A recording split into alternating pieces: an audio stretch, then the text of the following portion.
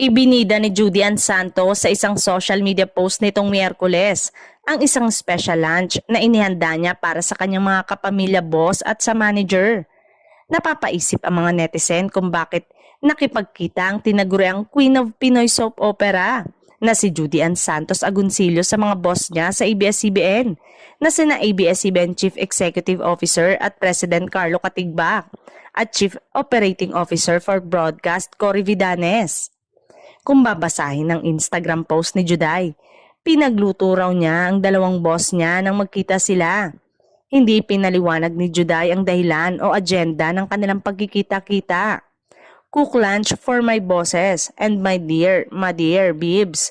Timing ang ulan sa lunch fest na ginawa ko. Mababasa sa caption ni Judy Ann. Sa comment section ng post, marami naman sa mga netizen ang nagbigay ng espekulasyong mukhang may niluluto ang Kapamilya Network para sa kanya. Matatandaan, ang huling proyekto ni Juday sa ABS-CBN ay ang pag-host ng Paano Kita Pasasalamatan.